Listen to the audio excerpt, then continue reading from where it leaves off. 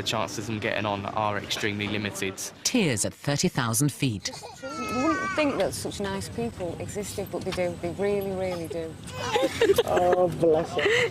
And friends in high places. I met Stelios once. You know, he's not like you. You're the one who's like that.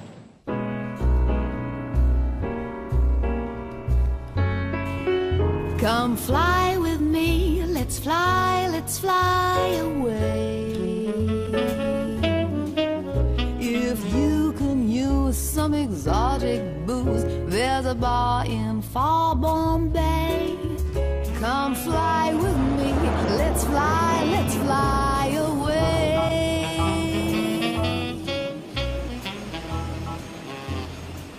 It's the start of another busy weekend at Luton Airport. And already there's trouble at Easyjet's customer services desk. We was here at quarter past. Yeah, I'm just... We was told to check in at quarter past. Yeah, they'd already passed their figures, I'm afraid, at quarter past. The check-in for the flight to Amsterdam closed before they arrived. But passengers Chris Hughes and his two friends are convinced they had arrived on time. Yep. So it's 30 minutes.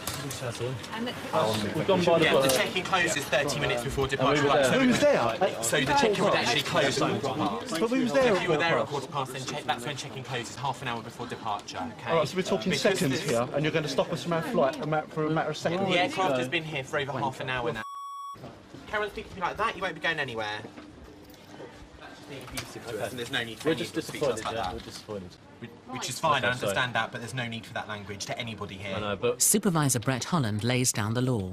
Thanks to Chris's outburst, it seems that the boys are going nowhere.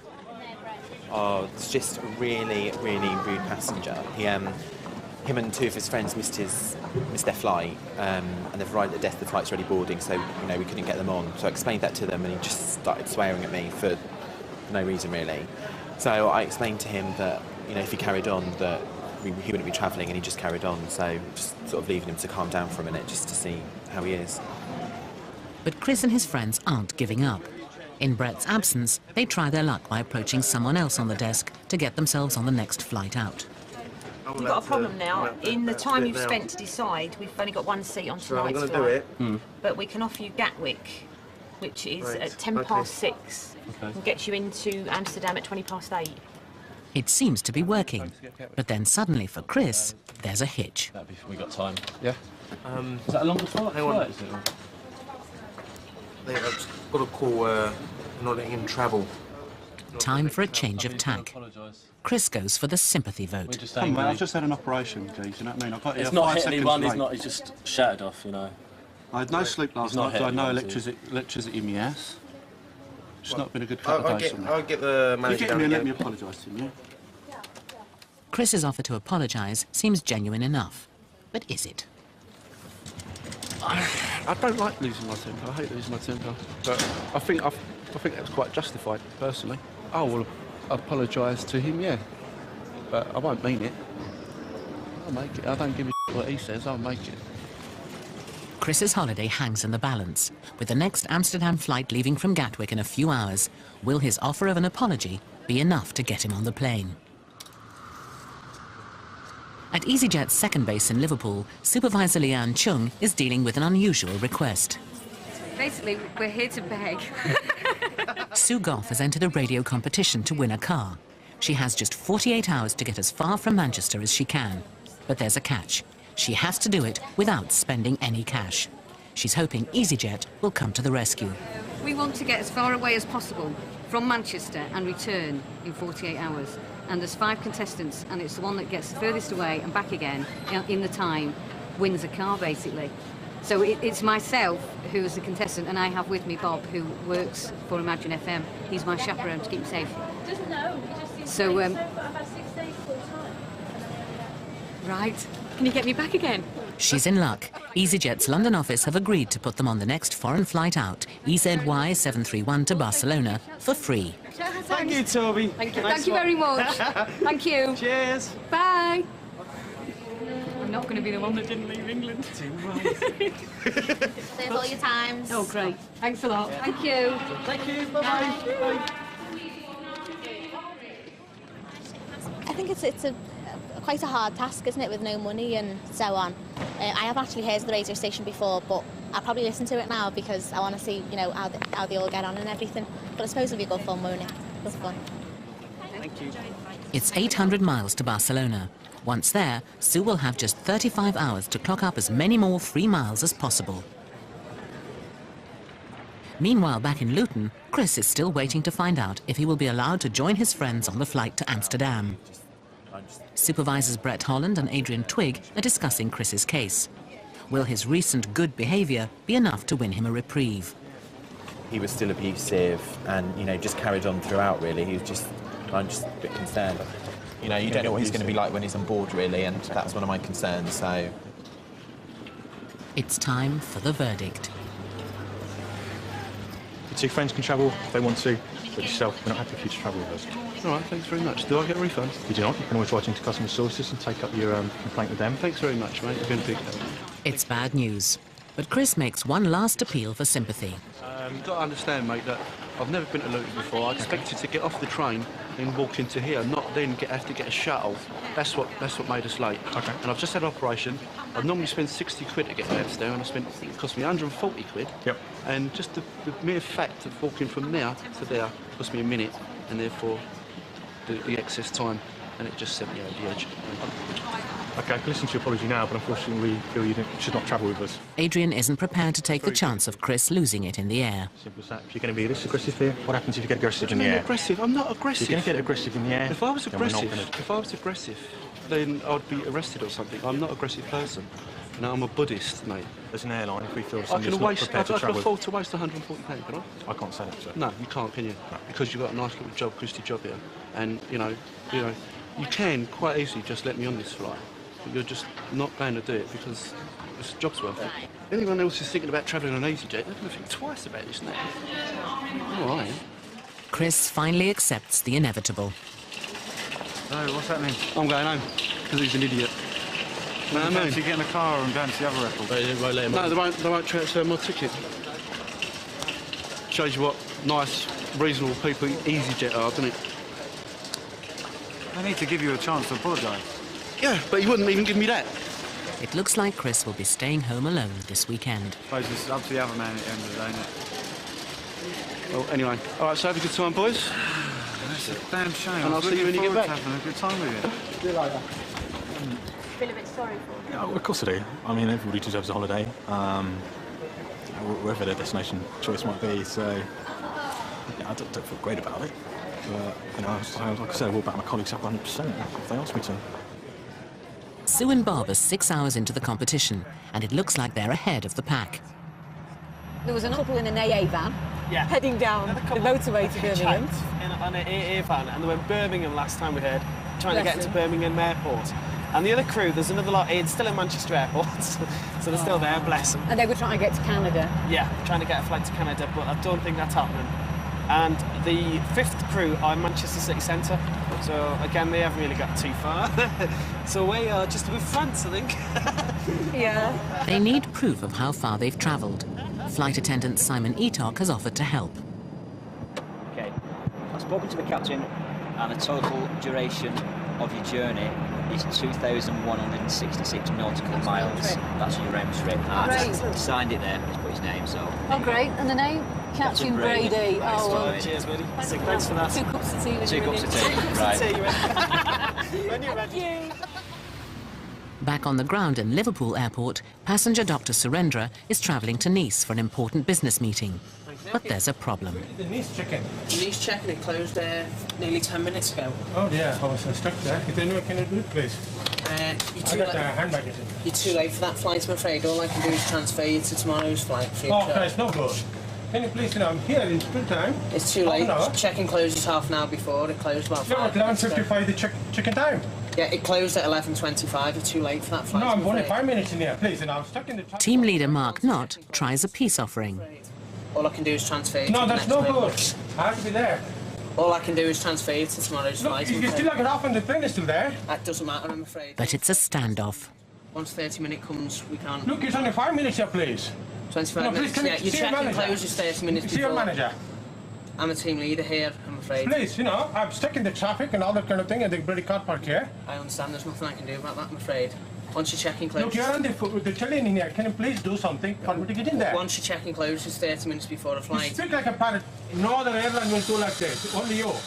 Well, only you. Your airline. That's Easyjet's policy, I'm afraid, and I have to stick by it. I won't fly Easyjet again. It seems Dr. Surendra has accepted defeat. But then he remembers it's not what you know, but who you know. I met Stelios once. You know, he's not like you. You are the one who's like that. I'm honestly surprised. I met Stelios twice on the plane flying from Liverpool. He talks to everybody. He understands the problem. But these people who are sitting in here, I don't think they understand. They're like nothing but bloody parrots. You know, they just repeat, repeat, repeat. As you have seen, he didn't even make an attempt to do something about it. All he said, the flight is closed. Tough luck, mate. I don't think he's too happy with me at the moment. Where is he now? The passenger's he's going to come back in a little while. He said he wants to speak to someone that's higher than me, obviously the supervisor.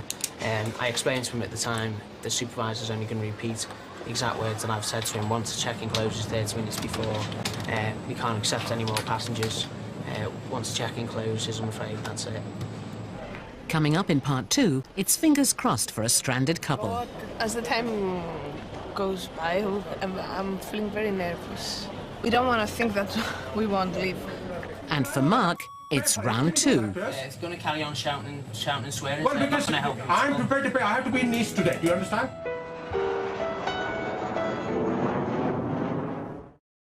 At Liverpool Airport, the 11:55 flight for Nice has taken off dead on time without late arrival Dr. Surendra. Team leader Mark Knott thinks he's seen the last of the doctor. But he's back and he's still very angry. I want to see our supervisor, please. The supervisor's coming through after she's finished in departure, sir. And what time is that be? She's just boarding these couple of flights. She shouldn't be too long. What is too long? She shouldn't be too long. And what time? Can you tell me? You can be more precise than that. About 10-15 minutes. Shall I wait here? Yeah. I will wait here. Would you like me to transfer your flight to tomorrow? Tomorrow is no good to me. Do you understand that? I already repeated to you. Can you transfer me from Luton to Nice? Can you do that? You'd have to pay for that transfer. Well, I know that. I'll pay for it. Can you do that first? It's going to carry on shouting and swearing. Well, so because I'm not going to help you. I'm prepared to pay. I have to be in Nice today. Do you understand? Have you got your reference number with you, please? With no more flights from Liverpool to Nice, the doctor has instead decided to head south and get a flight from Luton. Okay, there's a flight at 7 o'clock this evening that leaves Luton. That's too late. The next one's 12:30, so you won't make that one. What time did you say? They have a 12:30 midday flight, or they have a 7 o'clock in the evening flight. So there is no in between? No in between. So 7 o'clock, how much will it be? It'd be £12.50 to change over. God, £12.50, you're making such a fuss, huh? I phoned 150 times on Easyjet, you know that? There is your £12.50. The doctor now faces a 180-mile drive down the motorway. He won't reach Nice for another 10 hours. It's the same reference number, and it's Luton to Nice at 7 o'clock this evening.